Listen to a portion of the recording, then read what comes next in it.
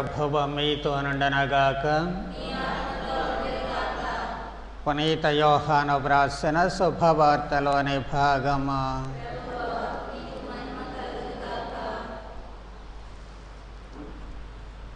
పదిహేనవ అధ్యాయము మొదటి 8 వచనములు. యేసు తన శిష్యులతో ఇట్లు పలికెను: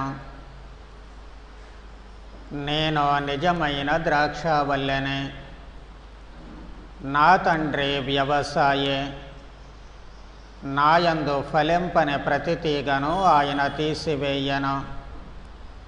ఫలించు ప్రతి తీగ అధికముగా ఫలించుటకై ఆయన దానిని కత్తిరించి సరిచేయను. నేను మీతో చెప్పిన మాట వలన మీరిప్పుడు శుద్ధులైతేరే. నేను మీ యందు ఉందును, మీరు నా యందు ఉండుడు. ద్రాక్షావల్లి యందు ఉండని తీగ దానంతటా అది ఫలింపజాలదు. అట్లే మీరును నా యందు ఉండనిచో ఫలింపజాలరు. నేను ద్రాక్షావల్లిని, మీరు తీగలు. ఎవడు నా యందు ఉండునో, నేను ఎవని యందు ఉందునో అతడు అధికముగా ఫలించను. ఏలయన నేను లేక మీరేమియో చేయజాలరు. నా యందు నివసింపనివాడు తీగ వలె పారవేయబడి ఎండిపోవను. అట్టి తీగలను ప్రోగు చేసి నిప్పులో వేసి తగులబెట్టుదరు. నా యందు మీరును, మీ యందు నా మాటలను నిలిచియున్నచు మీరు ఏమి కోరినను అది మీకు వసగబడను. మీరు అధికముగా ఫలించుట యందు నా తండ్రి మహిమపరపబడను. ఇందువలన మీరు నా శిష్యులగుదురు. ఇది క్రీస్తు సువిశేషము.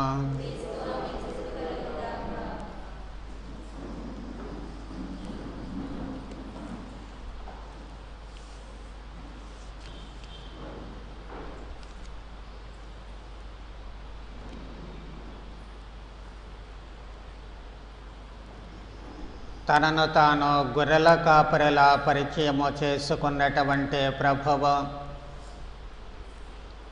తానే జీవానికి మూలము అన్నటువంటి అంశాన్ని గత వారము మనకు బోధించారు. తన ద్వారానే జీవము వస్తూ ఉంది. గొర్రెల కోసము గొల్లవాడు ఏ విధముగా తన ప్రాణాలను ధారపోస్తాడో అదే విధముగా ప్రభువు మన కోసము, మన ఉన్నతి కోసము తానే సిలువలో తనను తాను బలిగా సమర్పించుకొని ఆ జీవాన్ని మనకు అందిస్తూ ఉన్నారు. జీవాన్ని ఇవ్వడము అంటే ఆ జీవానికి మూలము కూడా తానే అన్నటువంటి సత్యము ఇప్పుడు మనము చదువుకున్నటువంటి సువిశేషము ద్వారా అర్థమవుతూ ఉంటుంది. ప్రభువు అంటూ ఉన్నారు, నేను నిజమైన ద్రాక్షావల్లెని. మనిషిగా ఈ లోకములో జీవించేటువంటి క్రీస్తు దేవుని నుంచి తన జీవాన్ని పొందుతూ ఉన్నారు. తన జీవానికి కారణము తండ్రి. అందుకే ప్రభువు మళ్ళీ మీరు తీగలు అని చెప్పి అంటూ ఉన్నారు. తాను ద్రాక్షావల్లి అయితే ఆ ద్రాక్షావల్లిగా తాను తండ్రి దేవుని నుంచి పొందినటువంటి జీవాన్ని మళ్ళీ ద్రాక్షావల్లి ఏ విధముగా తన కొమ్మలకు అందిస్తూ ఉంటుందో అలాగే ప్రభువు కూడా మనకు తన జీవాన్ని ఇస్తూ ఉన్నారు. కాబట్టి దేవుని నుంచి ప్రభువుకు, ప్రభువు నుంచి మనకు ఆ జీవము ఇవ్వబడుతూ ఉంటుంది. ప్రతి తీగ కూడా ద్రాక్షావల్లిపై ఆధారపడుతూ ఉంటుంది. లేక ఏ కొమ్మ రెమ్మ అయినప్పటికీ కూడా చెట్టు మీద ఆధారపడుతూ ఉంటుంది. ఆ చెట్టు ద్వారా, కాండము ద్వారా తన జీవాన్ని పొందుతూ ఉంటుంది. మరి ఏ విధముగా పొందుతూ ఉంది? ఈ ప్రక్రియలో మనము 4 ముఖ్యమైనటువంటి అంశాలను గమనించాల్సినటువంటి అవసరము ఏర్పడుతూ ఉంటుంది. అదేమిటి అంటే, మొట్టమొదటిది పవిత్రత. క్రీస్తు నుంచి మనము పొందేటువంటి ఆ జీవానికి అవసరమైనటువంటిది పవిత్రత. అందుకే ప్రభువు అంటూ ఉన్నారు, 15వ అధ్యాయము 3వ వచనములో ఇప్పుడు చదువుకున్నాము. నేను మీతో చెప్పిన మాట వలన మీరెప్పుడు శుద్ధులైతేరే. ప్రభుని మాట మనలను పవిత్రులుగా చేస్తూ ఉంటుంది. ప్రభువులో మనం పవిత్రులుగా మారాలి అంటే తొలి మెట్టు ఆయన వాక్కు. ఆ వాక్కు ద్వారానే మనము పరిశుద్ధులమవుతూ ఉన్నాము. పరిశుద్ధులం అవ్వాల్సినటువంటి అవసరం ఎందుకు వచ్చింది అంటే తొలినాటి ఆదాము ఏవమ్మలు చేసినటువంటి పాపము. ఏ పాపమో వాళ్ళు చేసింది రకరకాల పాపాలని మనం అనుకుంటాము, కానీ అసలు పాపం ఏమిటి అంటే దేవుని మాట మీరడమే. అది ఒకటే వాళ్ళు చేసినటువంటి పాపము. దైవాజ్ఞను ధిక్కరించడము, తినవద్దు అన్నటువంటి పండును వాళ్ళు తిన్నారు. తద్వారా మాట విననటువంటి మనిషి స్వభావము ఇతర పాపాలకు దారి తీస్తూ ఉంటుంది. ఫలితంగా మరణము ఈ లోకంలో ప్రవేశిస్తూ ఉంటుంది. మరి ఆ పాప నిర్మూలన మళ్ళీ గావించబడాలి. మరణాన్ని జయించాలి అంటే పాపము పోవాలి. అందుకోసమే ప్రభువు ఏం చేస్తూ ఉన్నారు? తనను తాను బలిగా సమర్పించుకుంటూ ఉన్నారు. ఆ బలి ద్వారా మనము పవిత్రత పొందాలి అంటే మొట్టమొదటగా ప్రభువు అన్నటువంటి మాటలు జ్ఞాపకం చేసుకోవాలి. పక్షవాత రోగిని తన వద్దకు తీసుకుని వచ్చినప్పుడు మొట్టమొదట ప్రభువు పలికిన మాట, నీ పాపములు క్షమించబడినవే. అంటే తన నోటి మాట ద్వారా మానవ పాపాలను క్షమిస్తూ ఉన్నారు. తాను మాత్రమే క్షమించడము కాదు, కానీ తన తర్వాత తరాలు కూడా క్షమించబడాలి అన్నటువంటి ఉద్దేశము చేత ప్రభువు శిష్యులపై శ్వాస ఊదే, పవిత్రాత్మను పొందండి, మీరు ఎవరి పాపాలు మన్నిస్తారో అవి మన్నించబడతాయి, మీరు ఎవరి పాపాలు మన్నించరో అవి మన్నించబడవు అంటూ స్పష్టమైనటువంటి అధికారాన్ని ప్రభువు ఇస్తూ ఉన్నారు. మీరు మన్నిస్తే అవి మన్నించబడతాయి. తద్వారా మాట, తన నోటి మాట గురుత్వము ద్వారా మళ్ళీ అందరి పాపాలు క్షమించబడేటట్లు చేస్తూ ఉన్నారు. కాబట్టి ఈ విధముగా క్రీస్తు నోట వెలువడినటువంటి మాట మన పాప పరిహారానికి శ్రీకారము చుడుతూ ఉంటుంది. మనము పాప క్షమాపణ పొందడానికి ప్రభువు దగ్గర నుంచి ప్రారంభమైనటువంటిది శ్రీసభలోని గురుత్వ పరిచర్య ద్వారా ఎప్పటికప్పుడు పాప సంకీర్తనం అనేటువంటి దివ్య సంస్కారము ద్వారా మనము శుద్ధి చేయబడుతూ ఉన్నాము, పవిత్రులము చేయబడుతూ ఉన్నాము. ఇదే ప్రభువు నుంచి మనము పొందేటువంటి జీవానికి తొలిమెట్టు అవుతూ ఉంటుంది. రెండవది పరస్పర నివాసము. అంటే ప్రభువులో మనము నివసించాలి, లేక ప్రభువుతో మనము నివసించాలి. అలాగే ప్రభువు కూడా మనలో నివసించాల్సినటువంటి అవసరం ఏర్పడుతూ ఉంటుంది. ఈ పరస్పర నివాసము అనేటువంటిది లేకపోతే మనము నిర్జీవులమైపోతూ ఉంటాము. కొమ్మకు చెట్టుకు ఉండేటువంటి ఆ అనుబంధము మనకు క్రీస్తుకు ఉండాలి. చెట్టు నుంచి వేరు చేయబడినటువంటి కొమ్మలో జీవము ఉండదు. ఎందుకు అంటే అది చెట్టుకు కాండానికి అతుక్కొని ఉన్నంత వరకే దానిలో నుంచి ఆ జీవము ప్రవహిస్తూ ఉంటుంది. తద్వారా అది సజీవముగా ఉంటుంది.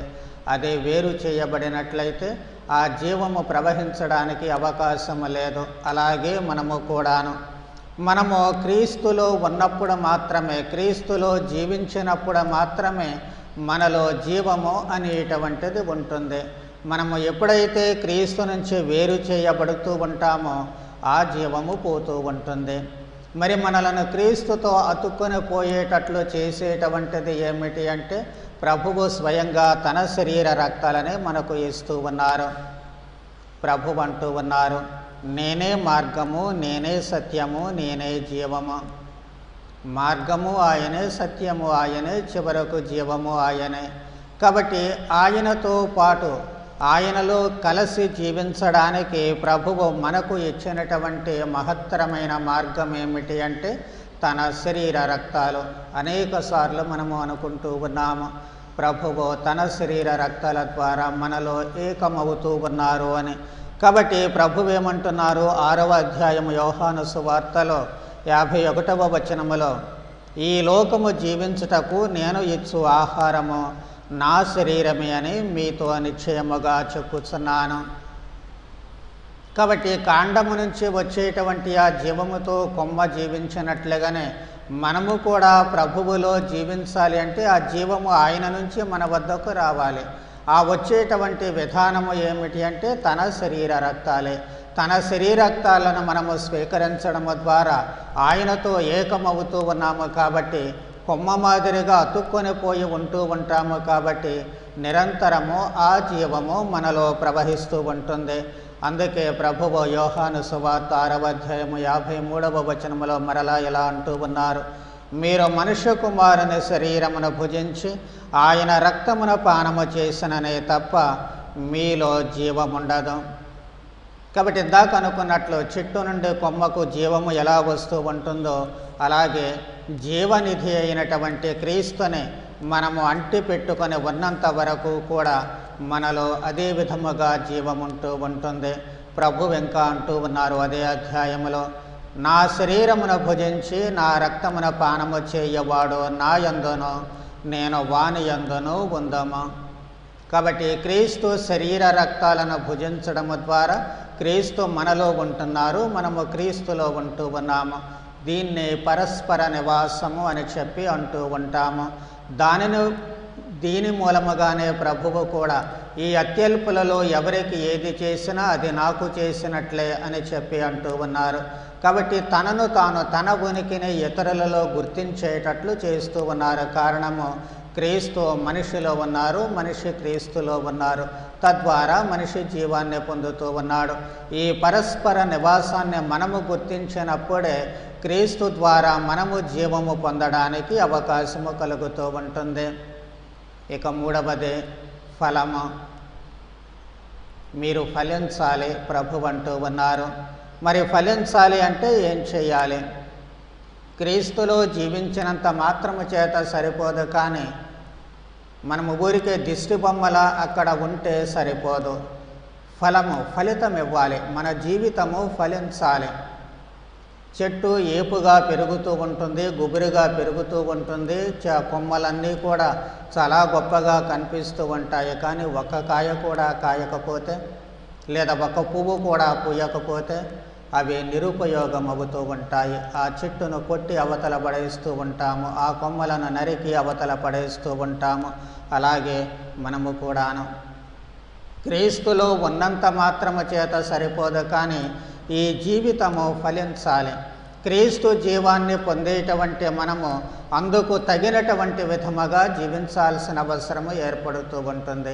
జీవము మనలో ఉంది అంటే అది కదలిక ఉండాలి. చెట్టు సరిగా ఏపుగా పెరిగింది అంటే దానికి కాయలో పువ్వులో ఉండాలి.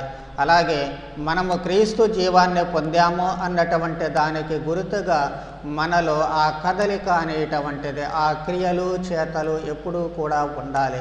అందుకే యాకోబు గారు తాను వ్రాసినటువంటి పత్రికలో 2వ అధ్యాయము 26వ వచనములో ఇలా అంటూ ఉన్నారు, చేతలు లేనటువంటి లేక క్రియలు లేని విశ్వాసము నిర్జీవము.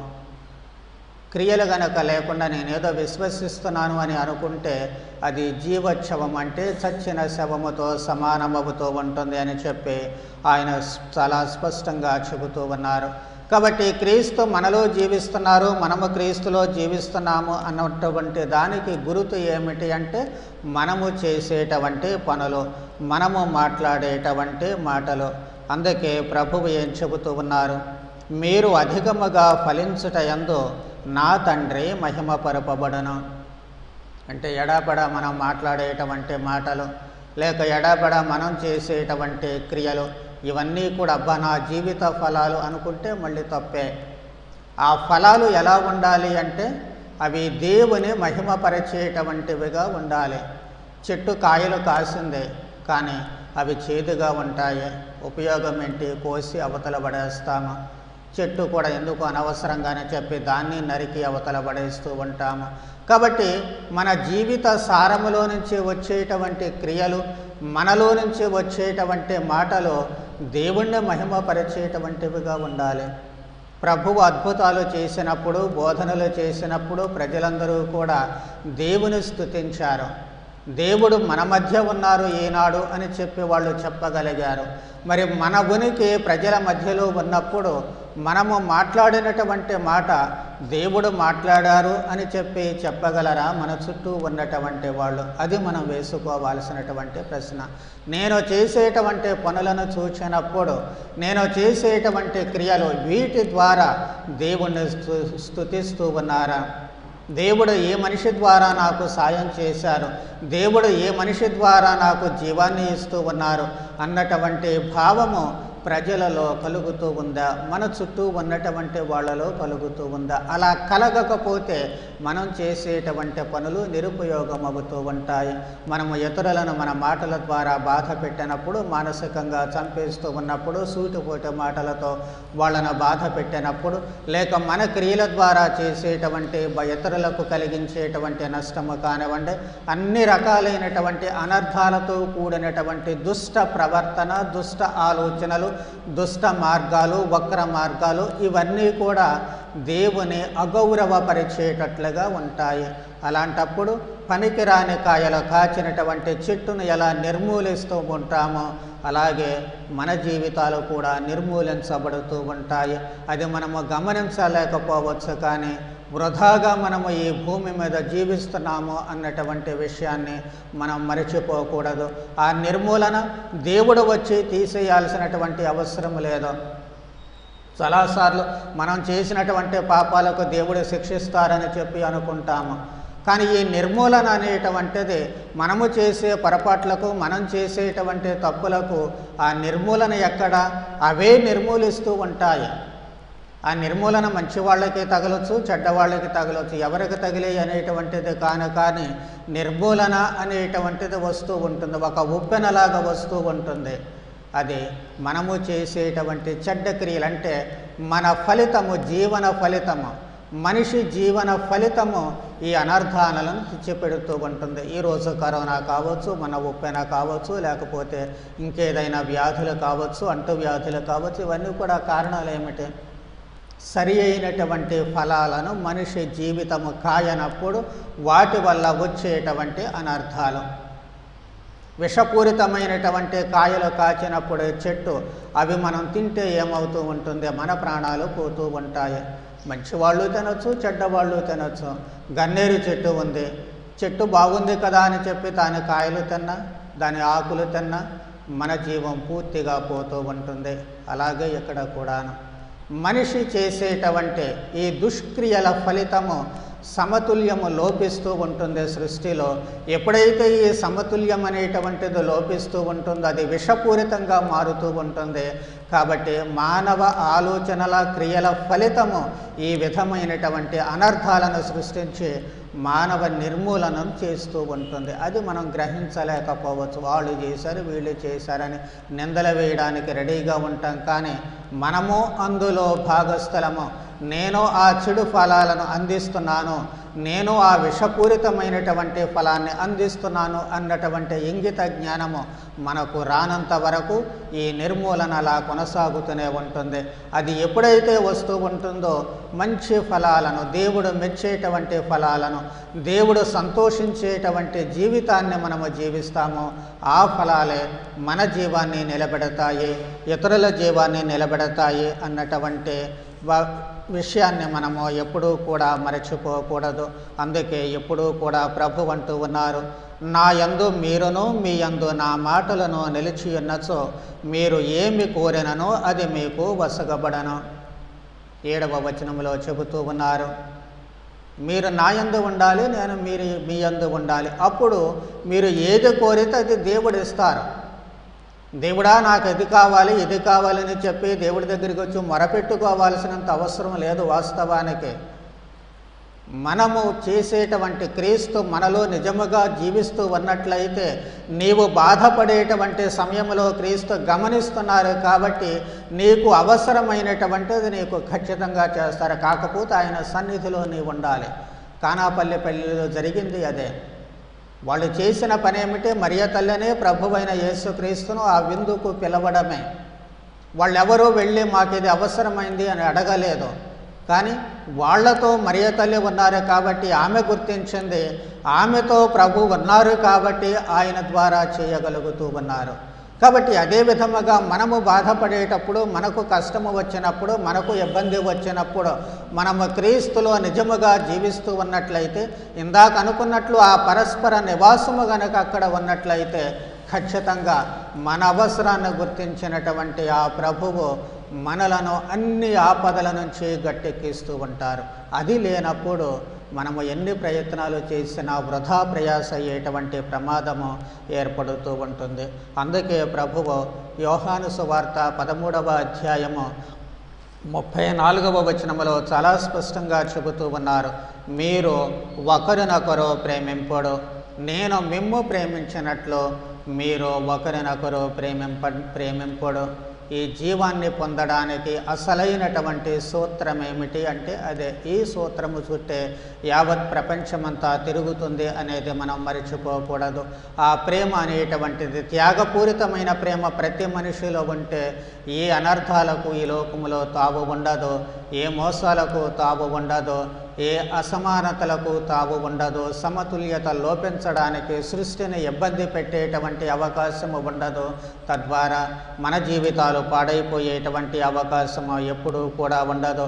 కాబట్టి మనము క్రీస్తు ద్వారా దేవుని బిడ్డలుగా మారుతూ ఉన్నాము. కాబట్టి ఈ పరస్పర నివాసము ద్వారా మన జీవితాలు ఫలించేటట్లు చేసుకోవడమే, మంచి ఫలితాలను ఇచ్చేటట్లు చేసుకోవడమే, అందరూ దానికి శ్రీకారం చుడితే అప్పుడే మన జీవితాలు బాగుపడేటువంటి అవకాశము కలుగుతూ ఉంటుంది. ఫలించడం మాత్రమే కాదు, కానీ అధికముగా ఫలించాలి అని ప్రభువు మళ్ళీ అంటూ ఉన్నారు. అధికముగా ఫలించాలి. మనము అధికముగా ఫలించడానికి ఏం చేస్తూ ఉంటాము? చెట్లను ట్రిమ్మింగ్ చేస్తూ ఉంటాము. మంచిగా పెరగడానికి, లేక క్రోటన్స్ అయితే అందంగా కనిపించడానికి వాటిని అనవసరమైనటువంటి రెమ్మలు కొమ్మలు ఉన్నప్పుడు వాటిని కత్తిరించి వేస్తూ ఉంటాము. చెట్టు ఏపుగా పెరగడానికి వాటి కొమ్మలను మనము కత్తిరిస్తూ ఉంటాము. అలాగే దేవుడు కూడా మన తోకలను కత్తిరిస్తూ ఉంటారు. అప్పుడప్పుడు మనకు తోకలు పుడుతూ ఉంటాయి, అహంభావం పుడుతూ ఉంటుంది, గర్వం అనే తోక పుడుతూ ఉంటుంది, స్వార్థం అనే తోక పుడుతూ ఉంటుంది. ఇలాంటి తోకలు బయటికి వచ్చినప్పుడల్లా కూడా ప్రభువు వాటిని కత్తిరించి వేస్తూ ఉంటారు. మనలో ఉన్న అహంభావాన్ని చంపివేస్తూ ఉంటారు. ఎలాగూ అంటే బాధలు, కష్టాలు, ఇబ్బందులు మంచివాళ్ళమైనా వస్తాయి, చెడ్డవాళ్ళమైనా వస్తాయి. దాని ద్వారా మనము మరింత ఎక్కువగా ఫలించడానికి, దైవ జీవాన్ని మరింత దృఢంగా పెంచుకోవడానికి, బలవంతులముగా తయారు కావడానికి, బలోపేతులుగా మనము మారడానికి. అందుకే ఈ బాధలు, కష్టాలు గోధుమ బిజ్జ భూమిలో పడి నశించనిదే విస్తారముగా ఫలించదు అని ప్రభువే స్వయంగా అంటూ ఉన్నారు. కాబట్టి మన జీవితాలు కూడా అలా నలుగుగొట్టబడితేనే మనము మన అదుపులో ఉంటాము. మనము మన అదుపులో ఉన్నప్పుడే మనలో సకల విధములైనటువంటి దుర్వ్యసనాలు, దుష్ట ఆలోచనలు పోయి దేవుడి దగ్గరకు వస్తూ ఉంటాము. ఇంతకుముందు అనుకున్నట్లు మనకు బాధలే లేకపోయినట్లయితే దేవుడు ఊసే ఎత్తము, రక్షణ అవసరం లేకపోతే దేవుడు ఊసే ఎత్తము. కాబట్టి ఆ దైవ జీవాన్ని పొందకుండా ఉండేటువంటి ఆ ప్రమాదాన్ని తీసివేయాలి అంటే దేవుని అవసరము మనకు కనిపించాలి. ఆ కనిపించాలి అంటే ఖచ్చితంగా ఈ బాధలు అవసరం అవుతూ ఉంటుంది. తండ్రి నుంచి వెళ్ళిపోయినటువంటి చిన్న కుమారుడు, ప్రభువు చెప్పిన దుడుకు చిన్నవాని సామెతలు, ఎందుకు వెళ్ళిపోయాడు? ఆయన తనకు అన్ని సమృద్ధిగా ఉన్నాయి, తండ్రితో పని లేదు అనుకున్నాడు. అందుకే ఆస్తి మూటగట్టుకొని భుజానేసుకుని వెళ్ళిపోయాడు. మళ్ళీ ఎప్పుడు కావాల్సి వచ్చింది అంటే తండ్రి అవసరము వచ్చినప్పుడు. ఈ లోపల తండ్రికి గౌరవాన్ని కలిగించే పనులు చేయలేకపోయాడు, ఆలోచించలేకపోయాడు. ఫలితంగా తనను తాను నాశనం చేసుకున్నాడు. తండ్రి సన్నిధిలో లేడు కాబట్టి తండ్రి రక్షణ ఆయనకు లేదు. అందుకే మళ్ళీ తండ్రి వద్దకు తిరిగి రావాల్సినటువంటి అవసరం ఏర్పడుతుంది. తద్వారా మళ్ళీ తండ్రి దగ్గర తన స్థానాన్ని పదిలం చేసుకోవడానికి, తండ్రి దగ్గర తాను తన జీవాన్ని పొందడానికి అవకాశము కలుగుతూ ఉంటుంది. మనము కూడా అంతే. అక్కడ నుంచి వెళ్ళకూడదు, తండ్రి దగ్గర నుంచి వెళ్ళకూడదు అంటే ఈ బాధలు, కష్టాలు అన్నిటినీ కూడా మనము పొందాల్సినటువంటి అవసరం ఏర్పడుతుంది. అందుకే ప్రభువే స్వయంగా తన శరీరాన్ని నలగగొట్టుకున్నారు, తన మనస్సుని నలగగొట్టుకున్నారు, తన హృదయాన్ని పిండి పిండి చేసుకున్నారు. ఆ బాధలలో నుంచే ఆయన మళ్ళీ సజీవుడిగా లేస్తూ ఉన్నారు.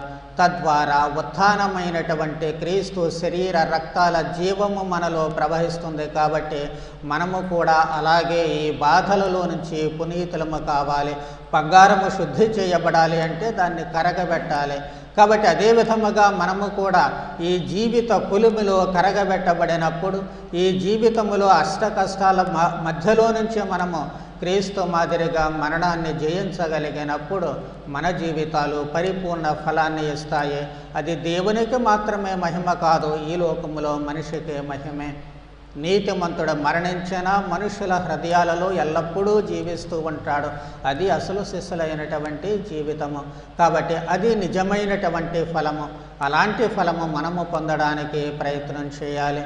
కాబట్టి క్రీస్తుపై ఆధారపడేటట్లుగాను మనము చేసినటువంటి లేక మనలో ఉన్న పాప స్వభావాన్ని పోగొట్టుకోవడానికి మొదట దైవవాక్కు ద్వారా శుద్ధులమై, తద్వారా క్రీస్తు చేతులలో ఉంటూ, క్రీస్తుతో జీవిస్తూ, క్రీస్తులో జీవిస్తూ, క్రీస్తులో మనలను కూడా జీవించేటట్లుగా ఈ పరస్పర నివాసము ద్వారా మంచి ఆలోచనలు, మంచి పనులు మాత్రమే చేసేటువంటి భాగ్యాన్ని మనందరికీ ప్రసాదించమని ప్రార్థన చేద్దాం.